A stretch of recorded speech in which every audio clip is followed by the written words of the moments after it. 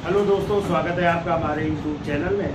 तो देखिए, आज चर्चा करते हैं एक नए टॉपिक की, और वो है यूरोपीय वाणिज्य कंपनियों का भारत आगमन।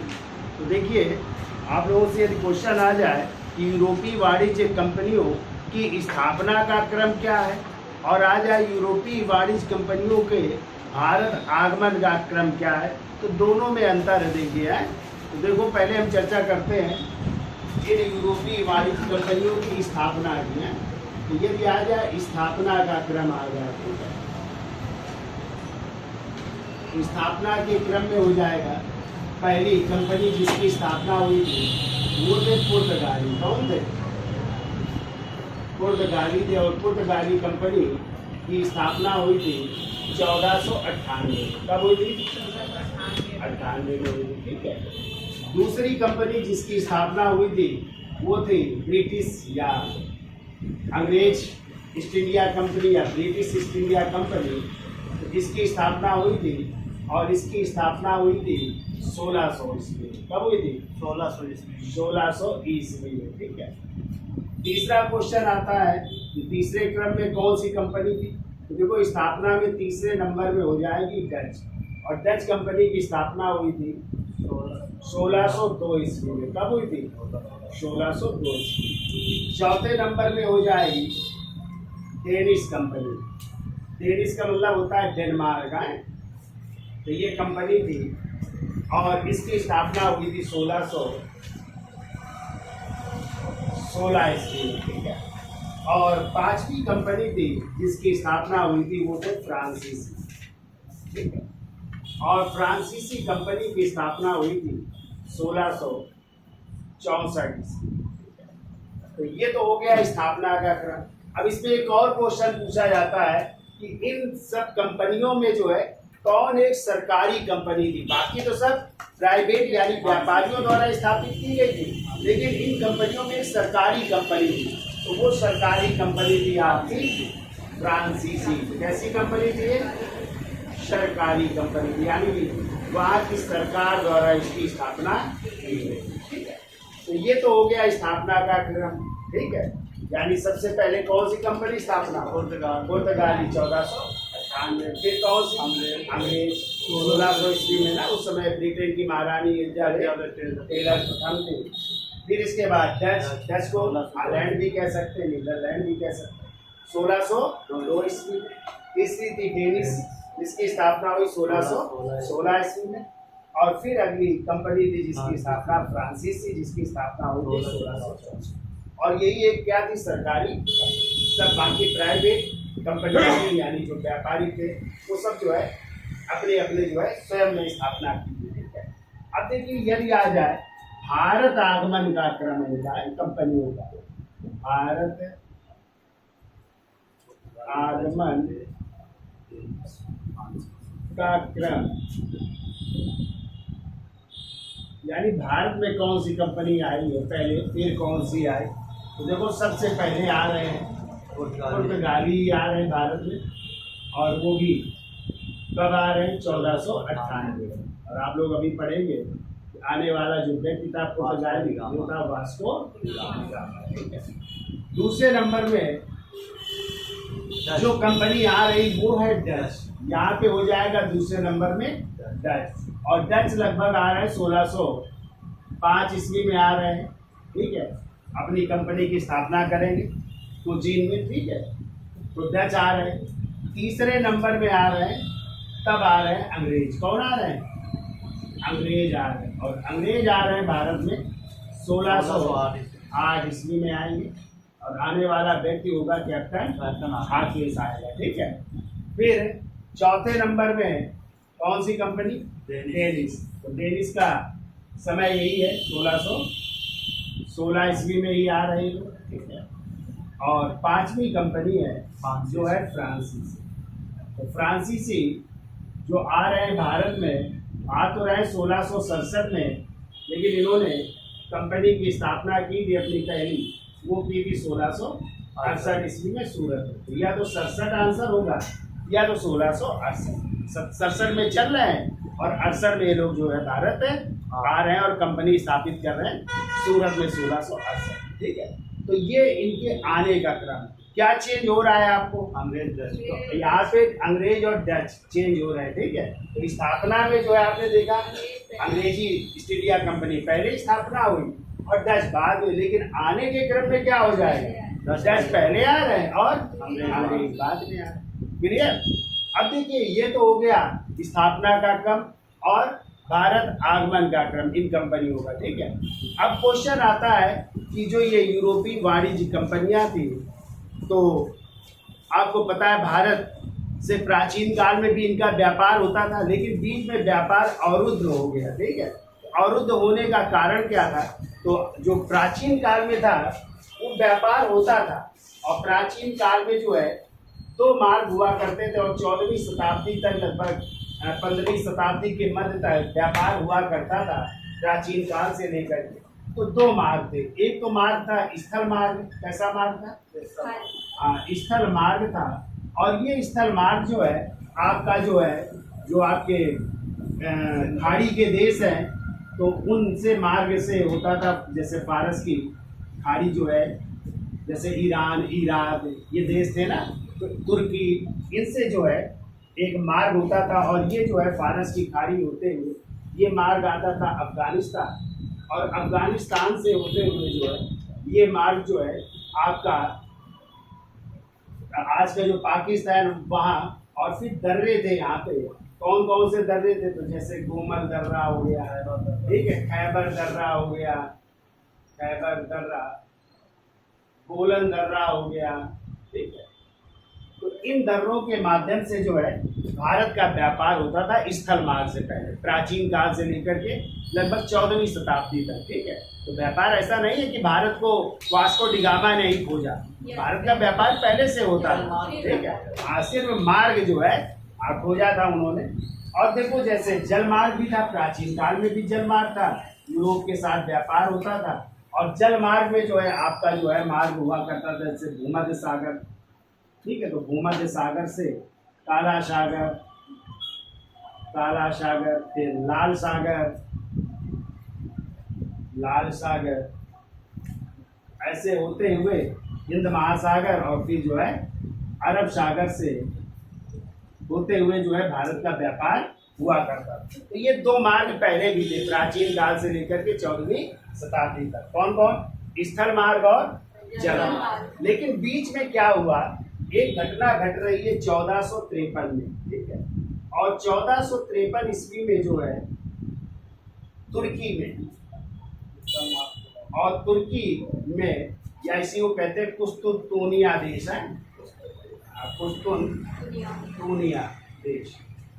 तो यहाँ पे जो है उस्मानी या उस्मानिया साम्राज्य या बेंजेंटाइन साम्राज्य की स्थापना हो गई, उस्मानी साम्राज्य की स्थापना हो गई। और उन्होंने क्या किया? इस मार्ग को, जो स्थल मार्ग था जहाँ से पहले व्यापार होता था, इस स्थल मार्ग को अवरुद्ध कर दिया। यानी उन्होंने इस स्थल मार्ग को जो है बंद कर दिया, ठीक है, अवरुद्ध कर दिया। यानी जो यूरोपीय व्यापारी थे तो उनको यहाँ पे आने जाने पर प्रतिबंध लगा दिया। और ये लोग खुद जो है, ऐसा नहीं था इन्होंने बंद किया हो, क्योंकि अरब लोग व्यापार कर रहे थे भारत से, ये व्यापार तो कर रहे थे, लेकिन जब यूरोप वो माल पहुंचता था भारत से तो बड़े टैक्स लग करके जो है टैक्स लगाते थे, तो बड़ा महंगा पड़ता था उन लोगों को। तो लोगों सोचा एक नया मार्ग खोजा जाए, क्योंकि इस मार्ग से एक तो ये लोग जाने नहीं दे रहे हैं, दूसरा बड़ा टैक्स दे करके। तो इस कारण जो है एक भारत के नए मार्ग की शुरुआत होती है, और इसका श्रेय दिया जाता है पुर्तगाल के राजकुमार जिनका नाम था हेनरी द नेविगेटर। जो प्रिंस थे, प्रिंस हेनरी द नेविगेटर को दिया जाता है। भौगोलिक खोजों की शुरुआत हुई, और इसी भौगोलिक खोजों में जो है आपको पता है एक व्यक्ति पुर्तगाल का चलता है जिसका नाम था बार्थोलोमेओ डियाज। क्या नाम था उसका? तो यहाँ तक आ गया समझ में? क्यों भाई? ये तो हो गया स्थापना का क्रम यूरोपीय वाणिज्य कंपनियां। ये क्या हो गया? भारत आगमन का क्रम हो गया, ठीक है। फिर हमने बताया प्राचीन काल में भी दो मार्ग हुआ करते थे, स्थल और जल मार्ग। स्थल मार्ग ऐसे आपका जो है व्यापार ईरान, इराक, ठीक है, और तुर्की होते हुए जो है अफगानिस्तान भी इन दर्रों से प्रवेश करते हुए भारत में लोग व्यापार करते थे, ठीक है। और दूसरा मार्ग कौन सा था? जल मार्ग, भूमध्य सागर। लेकिन ये मार्ग था तो ठीक, लेकिन इसमें बड़े अवरुद्ध थे। एक तो लंबा भी पड़ता था और दूसरा जो है बीच बीच में जो है पहाड़ियाँ भी समुद्र में पड़ जाती थी, तो जहाज भी टकरा जाते थे, तो काफ़ी दिक्कतें आती थी। तो इसलिए लोगों ने एक नए मार्ग की तलाश करने का प्रयास करेंगे और वो प्रयास जो है सफल भी होगा। तो 1453 में हमने बताया कौन सी घटना करके तुर्की साम्राज्य ने जो है, जो पुस्तूनिया साम्राज्य भी कहता है, उस्मानी साम्राज्य भी कहते हैं, उसने जो है उस स्थल मार्ग को क्या कर दिया? अवरुद्ध कर दिया, ठीक है। या फिर जो व्यापार भी हो रहा था थोड़ा बहुत, उसमें बड़ा टैक्स यूरोप वालों को लग रहा था। और यूरोप के लोग जो है, चूंकि ठंडा प्रदेश था और वहाँ पे उनको मसालों की बड़ी चाहत थी, और यहाँ के कौन से मसाले? गरम मसाले, ठीक है। जैसे काली मिर्च हो गया, और भी जो है जो केरल जो है मसालों का बागीचा कहते हैं ना केरल को, तो वहाँ से सब जाता था। और जब ये बंद हो गया, मसालों की दिक्कत आई और ठंडी प्रदेश में जो है गर्म चीज़ें चाहिए, तो इसलिए इस कारण जो है वो नए खोज की तलाश में निकलते हैं। तो देखो कैसे खोजें हो रही हैं, तो इसका स्क्रीनशॉट ले लो, फिर आगे चलते हैं। तो देखिए अब खोज कैसे हो रही है। तो देखो 1487 ईस्वी में, ठीक है, एक नाविक था जिसका नाम था बार्थो लोमो दियाज। ये निकलता है भारत को खोजने के लिए और पहुंचता है जो अफ्रीका महाद्वीप है, अफ्रीका महाद्वीप का जो दक्षिण का भाग है, और उसी का नाम है केप ऑफ गुड होप। इसको खोज रहा है, केप ऑफ गुड होप, या इसी को कहते हैं आशा अंतरिक्ष द्वीप, ठीक है। इसकी खोज की कब? 1487 में, जो किस महाद्वीप का? अफ्रीका महाद्वीप का बिल्कुल दक्षिणी बिंदु था, ठीक है। इसकी खोज किया है और इसने इसको नाम दिया, क्या नाम दिया? तूफानी द्वीप नाम दिया, ठीक है। यदि आ जाए केप ऑफ गुड होप, जो अफ्रीका महाद्वीप का दक्षिणी बिंदु था, उसकी खोज किसने की? तो बार्थोलोमेओ दियाज ने की। कब? 1400, क्लियर। फिर इसके बाद देखिए 1492 में एक और व्यक्ति निकल रहा है जिसका नाम है कोलंबस। किसकी खोज के लिए? अमेरिका की नहीं, भारत की खोज के लिए, ठीक है, निकल रहा है कोलंबस, ठीक है। लेकिन वो जो है पूरब की जगह पश्चिम को घूम गया, ठीक है, और पहुंच गया कहाँ पे? अमेरिका।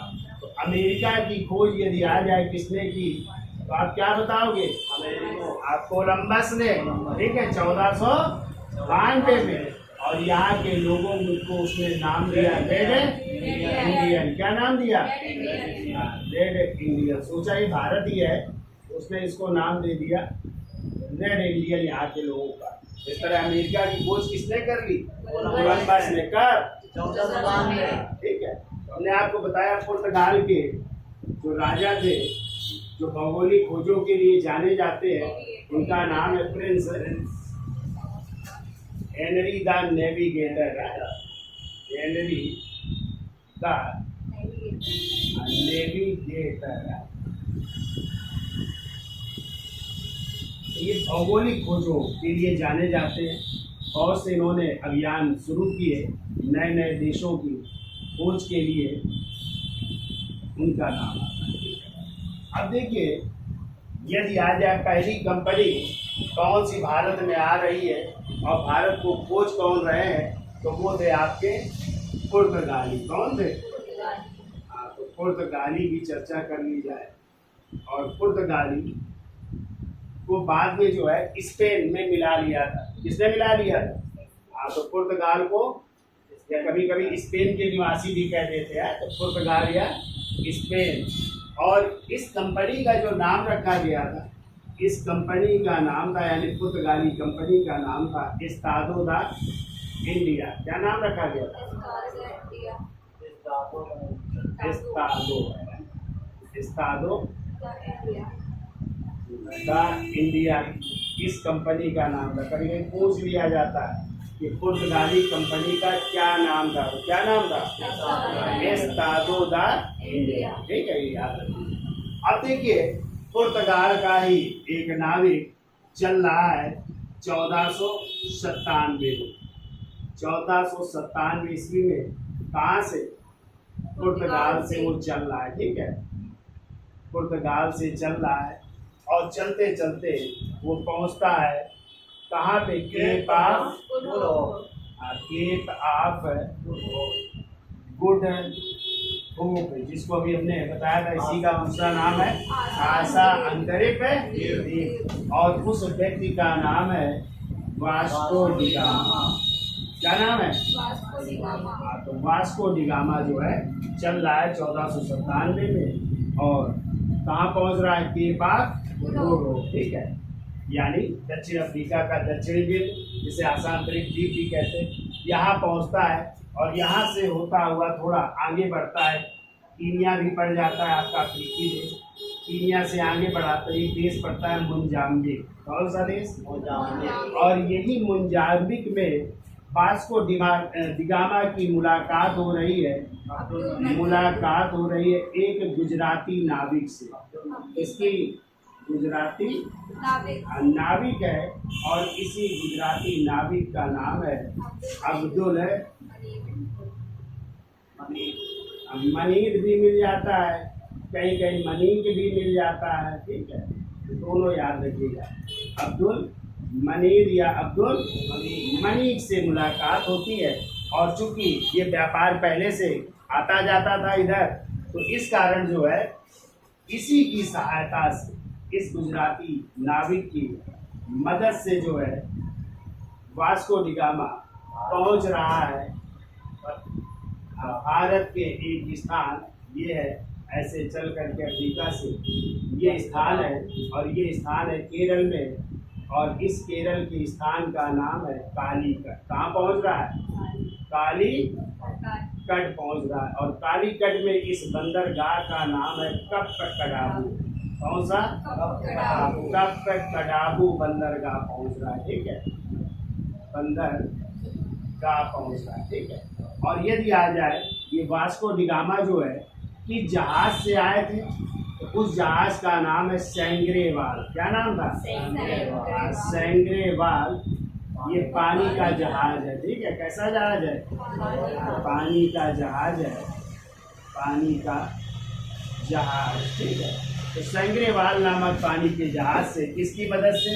गुजराती नाविक अब्दुल मनीर या अब्दुल मनीर की सहायता से कहाँ पे? कालीकट के बंदरगाह कप्पकडाबू में कब पहुंच रहा है? तो याद रखिएगा 20 मई 1498 से। तो पहुंच कब रहा है? 1498। चला कब था? 1497 में, और पहुंच रहा है 20 मई 1498 में। कहाँ पे? कालीकट। ठीक है, तो देखो, कालीकट के हिंदू राजा थे, और उनकी एक उपाधि थी हिंदू राजा की, और उसकी उपाधि थी जमोरिन की। कौन सी उपाधि थी? जमोरिन की उपाधि। ठीक है, तो इन्होंने जो है वास्को डी गामा का क्या किया? स्वागत किया कि विरोध किया? हाँ, तो हिंदू राजा जमोरिन ने वास्को डी गामा का क्या किया? स्वागत किया। तो क्वेश्चन आता है कि वास्को डी गामा का विरोध किसने किया? तो आपको पता होना चाहिए, अरब व्यापारी, वो पहले से ही व्यापार कर रहे थे। ठीक है, तो उन्होंने सोचा कि यदि ये लोग आ जाएंगे तो हमारा व्यापार क्या हो जाएगा? समाप्त हो जाएगा, चौपट हो जाएगा। इसलिए अरब व्यापारियों ने जो है वास्को डी गामा का क्या किया? विरोध किया। तो क्वेश्चन आता है कि वास्को डी गामा का विरोध किसने किया? ठीक है, तो यदि आ जाए विरोध किया या पुर्तगालियों का विरोध किसने किया? तो अरब व्यापारियों ने किया। ठीक है, अरब व्यापारियों ने किया। ठीक है, इन्होंने जो है क्या किया? वास्को डी गामा का विरोध किया, लेकिन जमोरिन ने स्वागत किया, अपने दरबार ले गए। ठीक है, बड़ी आवभगत हुई, और अनुमति तो नहीं दी व्यापार की या कंपनी की स्थापना करने की, लेकिन कहा हाँ आप ले जा सकते हो माल वाल जो है। तो क्या ले गए अपने यहाँ से वास्को डिगामा? हाँ, तो वास्को डिगामा भारत से ले गए काली मिर्च। क्या ले गए? मतलब मसाले ले गए। मसाले में क्या ले गए? काली मिर्च। काली मिर्च को एक और नाम से जानते हैं, गोल मिर्च या यमन प्री भी कहते हैं, क्योंकि यमन यूनानियों को बहुत पसंद थी काली मिर्च, इसलिए इसका नाम भी पड़ गया यमन प्री पड़ गया। ठीक है। और कहते हैं जो काली मिर्च ले गए अपने यहाँ से, इसको उन्होंने जो है अपने देश जा करके कितने गुना दामों में? 60 गुना दामों में बेचा। दामों में बेचा, यानी 1 रुपए की काली मिर्च कितने रुपए में? 60 रुपए। ठीक है। या 100 रुपए की काली मिर्च कितने? 100 रुपए की काली मिर्च 1000। अरे 60 गुना तो क्या होगा? 100 का 60 गुना क्या होगा? 6000 रुपए में बेचा जा करके। अरे मान लो तो 60 गुना दामों में बेचा। ठीक है। हाँ, अब जो है क्वेश्चन आता है, तो वास्को डिगामा भारत में कितनी बार आया? 3 बार। क्वेश्चन आता है वास्को डिगामा ने भारत में कितनी बार यात्रा की? 3 बार। हम चर्चा करेंगे। पहली बार कब आ रहा है? दोबारा आएगा 1502 में। कब आएगा? अब दोबारा खुद गवर्नर बन करके आएगा पुर्तगाली। 1524 में आएगा, 27 तक रहेगा, मर जाएगा यहीं पे। कोचीन में उसको दफन किया जाएगा, बाद में उसकी डेड बॉडी पुर्तगाल जाएगा। ठीक है। तो 3 बार उसने भारत की। ठीक है। तभी हम चर्चा कर रहे हैं। तो यहाँ तक समझ में आ गया भैया? क्यों भाई? हाँ, तो पुर्तगाली जिसे स्पेनवासी भी कहते हैं, कंपनी का नाम था एस्टाडो दा इंडिया। 1497 पुर्तगाली यात्री जिसका नाम था वास्को डिगामा वहां से चलता है, कहाँ पहुंचता है? अफ्रीका के दक्षिणी बिंदु केप ऑफ गुड होप, और फिर वहां से आगे बढ़ा कीनिया, और फिर कहाँ पहुंचा? मोजाम्बिक पहुंचता है। वहीं पे मुलाकात होती है एक गुजराती नाविक से, भारतीय नाविक से, जिसका नाम था अब्दुल मनीक या अब्दुल मनीक, और इसी की सहायता से, यानी इसने पथ प्रदर्शक का कार्य किया, और इसी की सहायता से पहुंचता है भारत के केरल के मालाबार तट भी कह सकते हो ना, और इसी का नाम था कालीकट। क्या कहते हैं? आज इसे कोंजीकोंड भी कह सकते हैं। ठीक है। ये भी याद रखिएगा। और उस बंदरगाह का नाम क्या है? कप्तान बंदरगाह।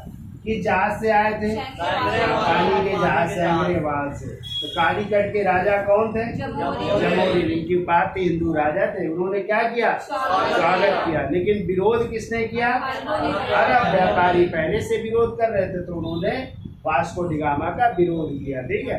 लेकिन वास्को डिगामा यहाँ से क्या ले गया? काली मिर्च ले गया, जिसे अपने देशों में कितने गुना? 60 गुना दामों में लेगा, 60 गुना मुनाफा। तो इस कारण पुर्तगालियों का भी भारत की ओर रुझान हुआ। किसका? व्यापार का। ठीक है। अगला व्यक्ति अब कौन आएगा उसकी चर्चा कर लेते हैं। तो यहाँ तक समझ में आ गया? इसकी साइड ले लो, आगे चलते हैं। तो देखिए वास्को डिगामा, वास्को डिगामा 1498 में आ रहे हैं, और क्या ले गए यहाँ से? काली मिर्च ले गए। ठीक है। और काली मिर्च को अपने देश यानी पुर्तगाल में कितने गुना? 60 गुना दामों में बेचा। ठीक है। तो कह सकते हैं पुर्तगाल की जो राजधानी है, और पुर्तगाल की राजधानी क्या थी? लिस्बन। क्या थी? हाँ, तो कहते हैं अब क्या बन गई? व्यापारी के केंद्र बन गए। ठीक है। व्यापारी के केंद्र बन गए। ठीक है। और कहते हैं जो पुर्तगाल के राजा थे उनका नाम था मैनुअल प्रथम, और इन्हीं मैनुअल प्रथम ने जो है वास्को डिगामा को एक उपाधि दी। वास्को डिगामा को उपाधि दे रहे हैं, और वो उपाधि थी वाणिज्य प्रधान की। कौन सी उपाधि दी? वाणिज्य प्रधान की उपाधि। अब देखिए वास्को डिगामा के बाद दूसरा पुर्तगाली यात्री जो भारत आया उसका नाम है 1500 ईस्वी में, और उस व्यक्ति का नाम है पेड्रो अल्ब्रेज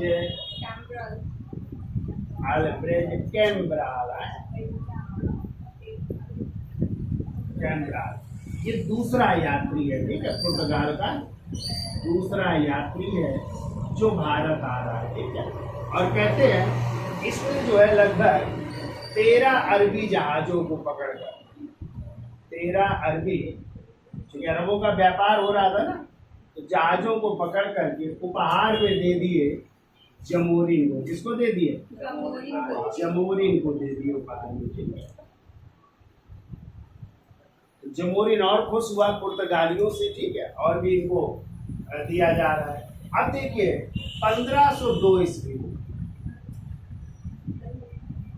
वास्को डिगामा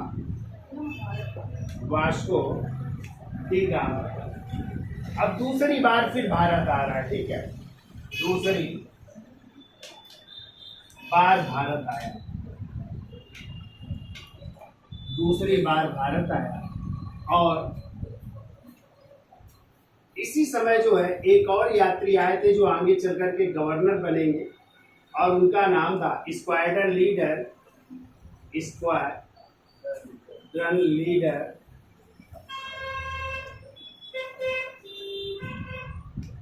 जिसका नाम है अल्बुकर्क। ये भी आया था स्क्वाड्रन लीडर के रूप में। और इसी समय जो है पुर्तगालियों ने 1503 ईस्वी में प्रथम फैक्ट्री स्थापित कर रहे हैं, प्रथम फैक्ट्री की स्थापना कर रहे हैं। कहाँ पे? कोचीन में स्थापना कर रहे हैं, ठीक है। तो कभी कभी क्वेश्चन आ सकता है कि जब पुर्तगालियों ने अपनी पहली फैक्ट्री कोचीन में स्थापित की, क्या उस समय वास्को डिगामा थे भारत में? थे। ये दोबारा कब आए थे? और इसमें और भी एक व्यक्ति का सहयोग है इसकी स्थापना में, और वो है स्क्वाड्रन लीडर अल्फांसो डी। तब ये जो है किस रूप में आए थे? स्क्वाड्रन लीडर के रूप में आए थे, यानी एक सेना के जहाज के कैप्टन की हैसियत से आए थे, ठीक है। तो इनका भी योगदान था इस फैक्ट्री की स्थापना में, ठीक है।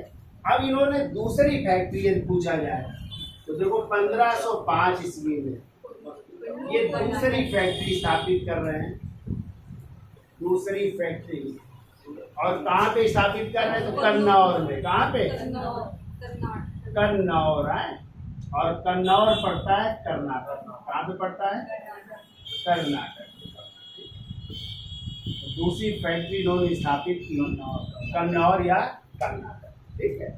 अब इसी समय जो है पुर्तगालियों ने जो है अपने एक वायसराय के रूप में या गवर्नर के रूप में एक व्यक्ति की नियुक्ति की, और वो था पहला पुर्तगाली गवर्नर जिसका नाम था फ्रांसिस्को डी अल्मीड़ा। कौन था?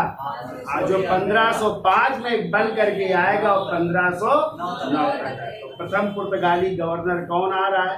फ्रांसिस्को डी अल्मीड़ा, ठीक है। इसका स्क्रीनशॉट ले लो, फिर आगे चलो।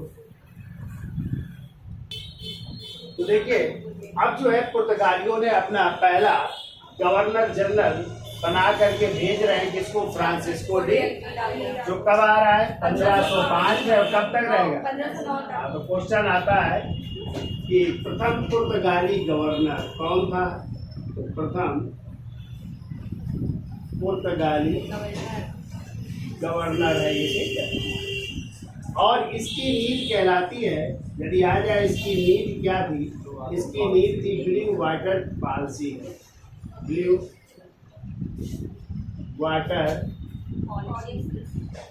पॉलिसी है, यानी इसका मतलब है शांत जल की नीति। क्या थी? शांत जल की नीति। तो शांत जल की नीति का मतलब क्या है? तो इस समय कोई सखियां तो थी नहीं, तो हिंद महासागर में, ठीक है। कहाँ पे? हिंद महासागर में अपने जो है व्यापार को क्या करना, समृद्ध करना, ठीक है। अपने व्यापार पर नियंत्रण के लिए बनाई गई। हिंद महासागर में अपने व्यापार के नियंत्रण के लिए,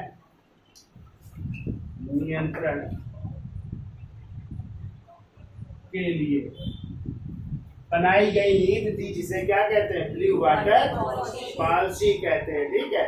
जिससे क्या हो सके, जिससे जो है शांतिपूर्ण व्यापार हो सके, है, जिससे शांतिपूर्ण व्यापार हो सके, ठीक है, व्यापार हो सके।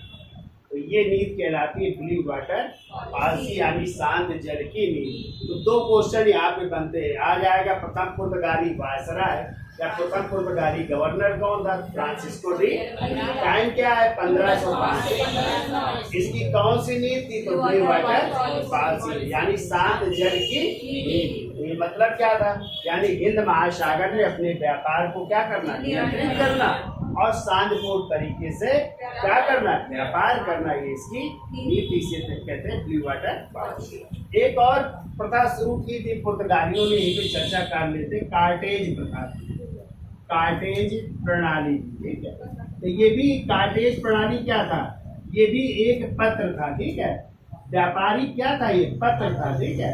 और इस व्यापारिक पत्र के माध्यम से ही कोई भी व्यक्ति क्या कर सकता था, यहाँ पे व्यापार कर सकता था, ठीक है। तो ये प्रमाण पत्र किससे लेना पड़ता था, पुर्तगालियों से लेना पड़ता था, तब वो यहाँ पे व्यापार करते थे। तो ये भी एक प्रथा शुरू की थी लोगों ने, कौन सी, कार्टेज प्रणाली। ये भी याद है, यानी एक तरह से व्यापार करने का परमिट था, ठीक है। तो कह सकते हैं व्यापारिक परमिट था, व्यापारिक परमिट नहीं मिल जाता है, जैसे आपने देखा होगा गाड़ियों का भी परमिट बनता है, ऑल इंडिया, यदि आपको गाड़ी चलानी है तो all India permit, Uttar Pradesh में चलानी तो उत्तर प्रदेश का परमिट नहीं। ऐसे ही भी व्यापार करना है तो आपको ये पत्र हमसे इशू कराना पड़ेगा पुर्तगालियों से, तब व्यापार कर सकते, ठीक है।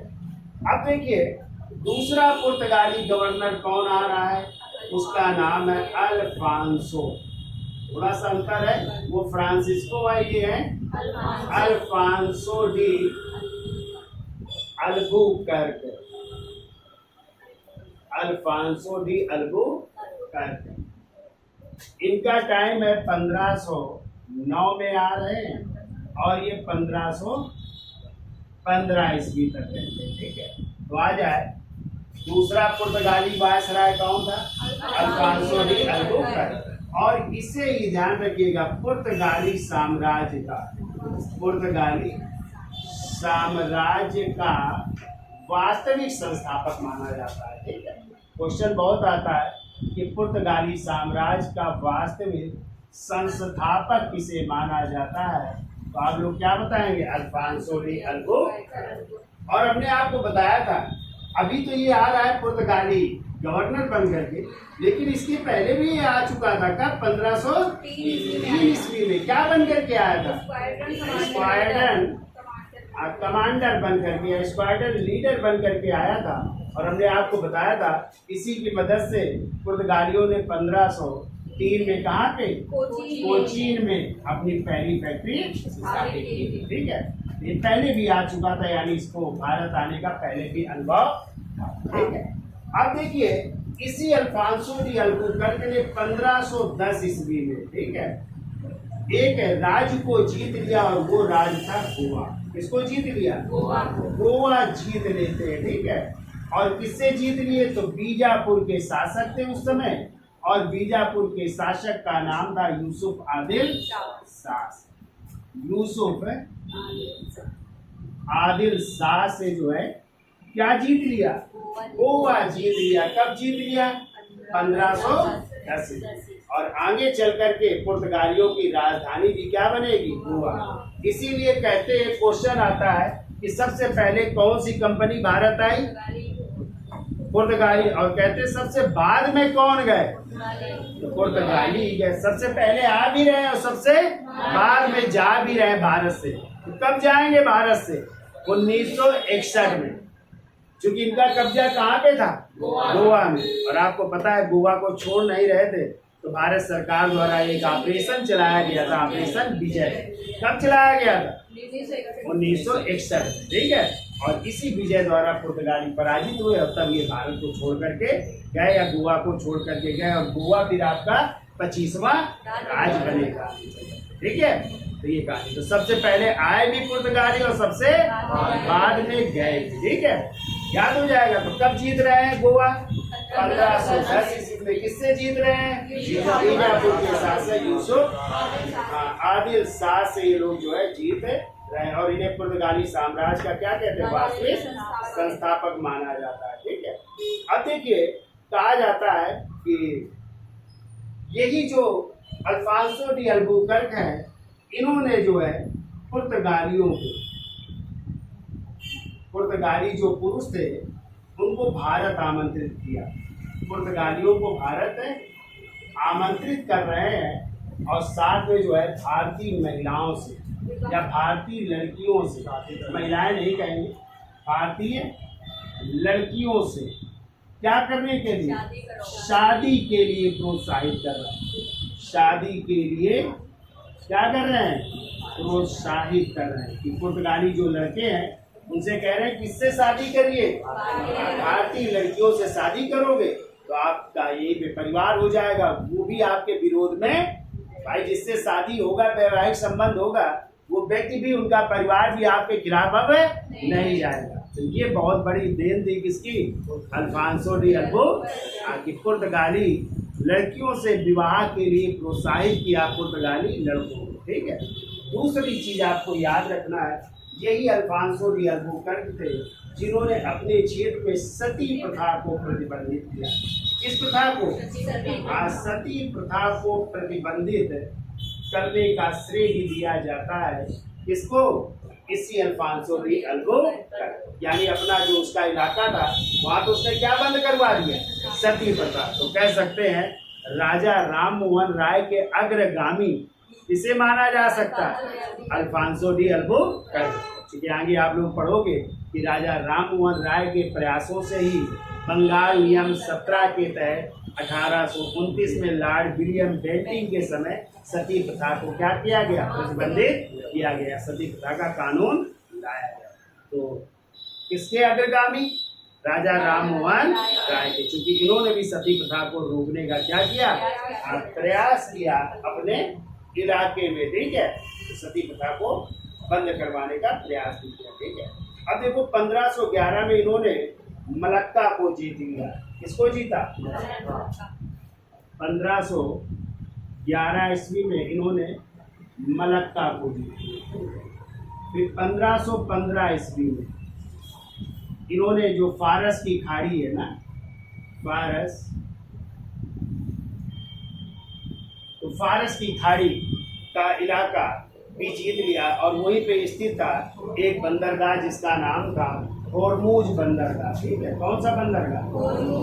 होर्मुज बंदरगाह पर भी अधिकार कर। होर्मुज बंदरगाह को भी इन्होंने अधिकार कर लिया। तो मलक्का को जीता, और 1515 में किसको जीत लिया? फारस की खाड़ी को भी जीत लिया, और वहाँ पे जो है होर्मुज बंदरगाह को भी जीत लिया। ठीक है। अब देखिए, इनकी यदि पूछा जाए मृत्यु कहाँ पे हुई, तो अल्फांसो डी अल्बुकर्क की मृत्यु हो रही है गोवा में। कहाँ पे? और इनकी बाजार भी कहाँ पे है? गोवा में। ठीक है। ये गोवा में दफन है। कौन? Alfonso de Albuquerque. कहाँ पे दफन है? गोवा। ठीक है। अब इसके बाद जो है कुछ और गवर्नर आते हैं, लेकिन फिर आपको याद रखना है बीच में तीसरी बार कौन आ रहा है? वास्को डी गामा जो है तीसरी बार भारत की यात्रा कर रहा है, और किस रूप में? वायसराय या पुर्तगाली गवर्नर के। ठीक है। चलिए उसकी भी चर्चा कर लेते हैं। और फिर इसके बाद नन्नू दा नूना जो मेन गवर्नर है, जो अब कोचीन की जगह किसको बनाएगा? अपनी गोवा को अपनी राजधानी बनाएगा। ठीक है। तो चलो इसका स्क्रीनशॉट ले लो, फिर आगे चलते हैं। तो देखिए, अल्फांसो डी अल्बुकर्क का टाइम क्या था? 1509 से 1515। अब देखिए, वास्को डी गामा तीसरी बार भारत आ रहा है, और इस बार आ रहा है वो पुर्तगाली गवर्नर बन करके 1524 में आ रहा है। और कब तक रहेगा? 1527 में। ठीक है, तो आपको यहाँ पे याद रखना है कि तीसरी बार भारत आया। तीसरी बार ये क्या आ रहा है? भारत आ रहा है। और क्या बन करके आ रहा है? दूसरा पॉइंट आपको याद रखना है, पुर्तगाली गवर्नर बनकर आया। ठीक है, गवर्नर बनकर आया। ठीक है, और इसी के समय जो है मुगल वंश की स्थापना हो रही है बाबर द्वारा। 21 अप्रैल 1526 का युद्ध होगा, पानीपत का प्रथम युद्ध। दिल्ली सल्तनत का अंतिम शासक, लोधी वंश का अंतिम शासक इब्राहिम लोधी पराजित होगा और युद्ध के मैदान में मारा जाएगा। तो इसी समय जो है भारत में किस वंश की स्थापना हो रही? मुगल वंश की स्थापना हो रही। ठीक है, तो ये आया वास्को डी गामा तीसरी बार, और इस बार क्या बन करके आ रहा है? पुर्तगाली वायसराय बन करके आ रहा है। ठीक है, इसकी जो है 1527 ईस्वी में मृत्यु हो जा रही है। कहाँ पे? यही भारत में ही मृत्यु हो रही है। तो इसे पता है कहाँ दफन किया गया? कोचीन में। कहाँ पे? कोचीन में दफन, पहले यहीं पे दफन किया गया। और उस चर्च का नाम था सेंट फ्रांसिस चर्च। कहाँ पे दफन किए गए? सेंट फ्रांसिस चर्च में। और बाद में फिर इनकी अस्थियों को ले जाकर के फिर पुर्तगाल में दफनाया। ठीक है, इतना याद रखना। तो यदि आ जाए कि वास्को डी गामा ने भारत की कितनी बार यात्रा की? 3 बार। ठीक है, कब वो गवर्नर बन करके आया? तीसरी बार। कब? 1524 से कब तक रहा? 27 तक रहा। ठीक है, अब देखिए अगला वायसराय, उसकी भी चर्चा कर लेते हैं, जिसका नाम है नन्नू दा कुनहा। नन्नू दा कुनहा। ठीक है, और इनका टाइम है 1529 से 1538 ईस्वी। ठीक है, 1529 से 1538 ईस्वी का इनका टाइम। ठीक है, अब इन्होंने क्या किया, आपको याद होना चाहिए कि इन्होंने कोचीन की जगह किसको? गोवा को अपनी इनकी जगह 1530 ईस्वी में है किसको राजधानी बनाया? गोवा को राजधानी। ये सबसे इम्पोर्टेंट याद रखिएगा, गोवा को राजधानी बनाया। ठीक है,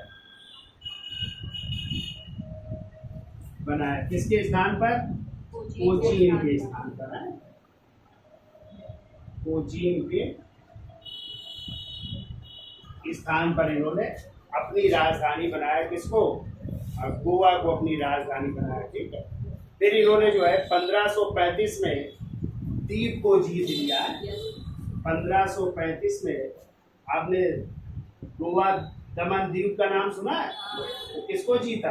द्वीप को। फिर 1559 में इन्होंने दमन को आगे चल करके 1500 तो देखो 1535 में किसको जीत रहे लोग? द्वीप को। लेकिन आगे चल करके 1559 में, ठीक है, 1559 ईस्वी में इन्होंने जो है दमन पर भी अधिकार कर लिया। तो गोवा, दमन, द्वीप सब जगह किसका अधिकार हो जाता है? पुर्तगालियों का अधिकार हो जाता है। तो इनके उस पर यही मेन चीज याद रखिएगा। अब देखिए इसी समय जो है थोड़े दिन बाद पुर्तगालियों ने अकबर की अनुमति से आए।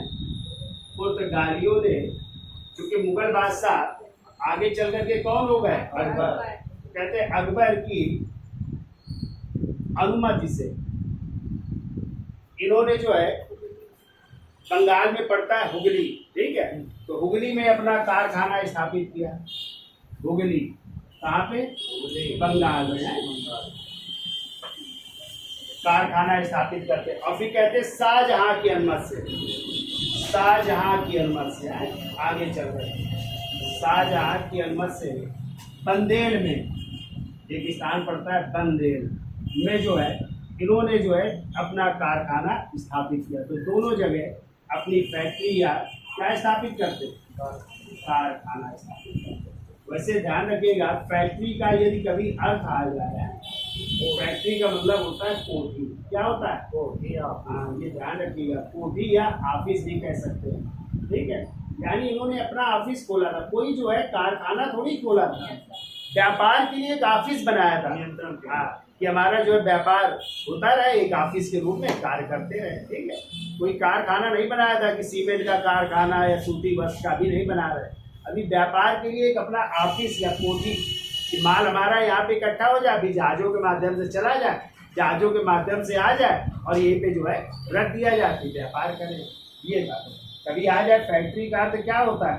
कोठी या ऑफिस होता है। ठीक है, फिर कहते हैं अगला जो है गवर्नर जो है आया था 1538 में, गार्सिया था नारोना। गार्सिया का नारोना।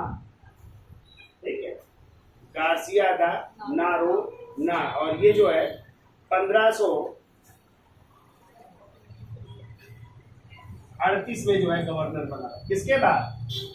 नन्नूदा के बाद जो है ये गवर्नर, लेकिन ज्यादा इसके बारे में कोई जानकारी उपलब्ध नहीं होती है।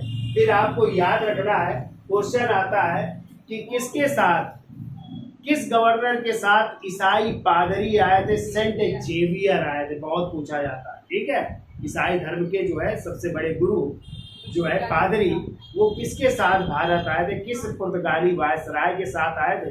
तो वो आए थे 1542 में मार्टिन डिसूजा के साथ। किसके? पुर्तगाली मार्टिन डिसूजा के साथ। कौन आया था? सेंट जेवियर आया था। तो लिख लो कि वो 1542 ईस्वी में, 1542 ईस्वी में पुर्तगाली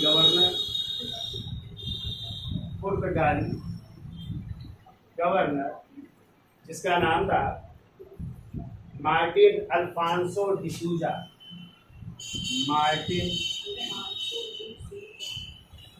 अल्फांसो डिसूजा के साथ कौन आए थे? संत जेवियर भारत आए थे।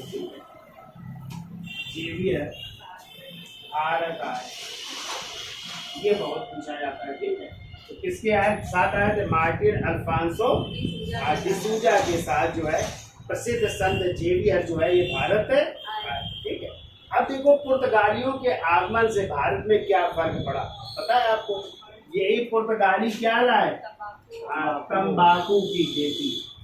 तंबाकू की खेती इन्होंने ही सिखा दिया। ठीक है, इसके अलावा आलू, गन्ना, और क्या लाए? गन्ना, शकरकंद, काजू और संतरा भी इन्हीं की देन, और अनानास भी इन्हीं की देन। ठीक है, तो ये सब किसकी देन है? पुर्तगालियों की। और यहाँ तक कि 1556 में जहाज निर्माण भी इनकी देन है। किसकी? जहाज निर्माण है। और 1556 में, चौथा याद रखिएगा, 1556 में गोवा में इन्होंने किसकी स्थापना की? प्रिंटिंग प्रेस की स्थापना की। तो प्रिंटिंग प्रेस भी इनकी देन है। ठीक है, प्रिंटिंग प्रेस की भी स्थापना कर रहे हैं। और देखो प्रिंटिंग प्रेस, इन्हीं के साथ आई गोथिक कला। गोथिक कला का विकास इन्हीं की देन है। ठीक है, और ये अपने आप को जो है सागर का स्वामी कहते थे। कभी आ जाए तो किसने अपने को सागर का स्वामी की उपाधि धारण की? सागर का स्वामी कहा तो क्योंकि इनका हिंद महासागर में क्या था? कब्जा था ना, तो अपने को क्या कहा? सागर का स्वामी भी कहा। ठीक है, तो ये सब जो है किसकी देन है? पुर्तगालियों को। तो याद हो जाएगा, तंबाकू की खेती, आलू, शकरकंद, काजू, संतरा, अनानास, जहाज निर्माण भी इन्होंने सिखाया। 1556 में कौन सा? गोवा में प्रिंटिंग प्रेस स्थापित किया। गोथिक कला का विकास इन्हीं के द्वारा। और अपने को क्या कहा? सागर का स्वामी का। ठीक है, तो ये कहानी है आपकी किसकी? पुर्तगालियों की। ठीक है, तो आज इतना ही रखते हैं। अगली कंपनी आएगी डच। ठीक है, तो उसकी चर्चा करें। ठीक, धन्यवाद।